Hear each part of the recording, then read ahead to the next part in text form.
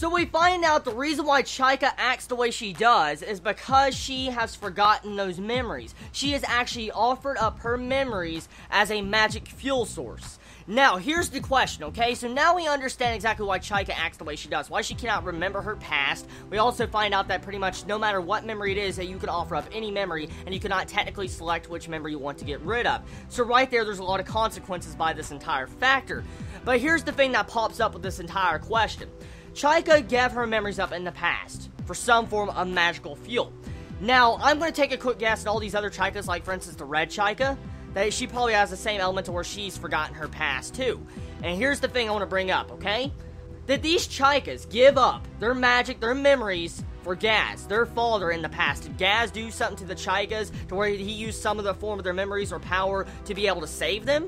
Did they have to sacrifice their memories to save their lives to get out of the castle? I mean, there's a lot of explanations and different things that most likely can pop up for this entire element, but we have found out why Chaika acts the way she does, why she cannot remember anything, and why she talks the way she does. So, very interesting, very interesting. This entire element's going to play a major role later on in the series. I can already feel it. And so let's talk about the other things that were dropped on us this episode. We find out about demi-humans. Now, demi-humans, as we all know, is pretty much animal-featured people. They're humanoids with animal features. But one thing that pops up this episode that really world builds this series is that demi-humans, the people with the cat ears that we've seen a couple times in the series, are technically actually humans. They're really humans. They've just been, like, physically altered in the middle of the war when they were fighting Gaz. So right there, that pops up showing that, you know, there was people that were altered, experimented on, and had different features put on, like animal features put onto them to probably give them some form of power. So we find out exactly the other side and elements of how these demi-humans came about.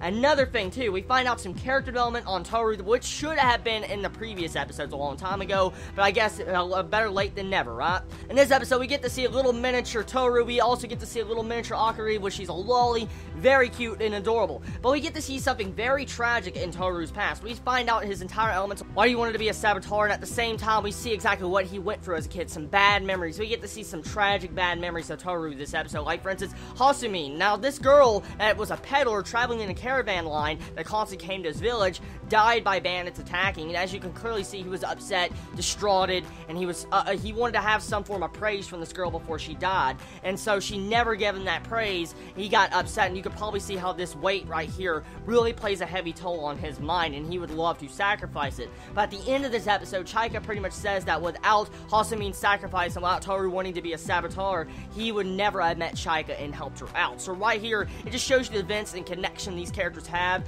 and like their fated destiny pretty much. So I love this episode. There's so much information in this episode, but there's only one complaint I have about this episode. One complaint only.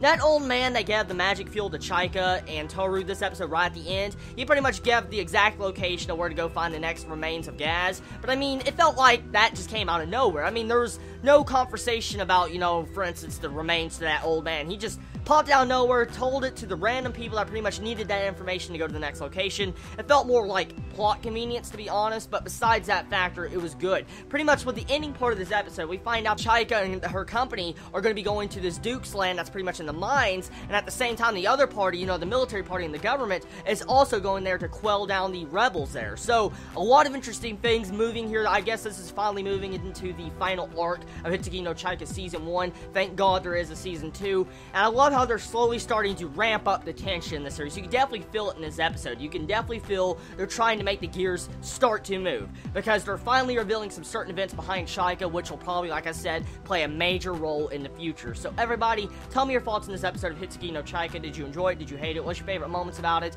And do you feel like the memories are going to play a major role in the future episodes of this series? Let me know in the comments below. Love you all so much. Please be safe. Chibi out.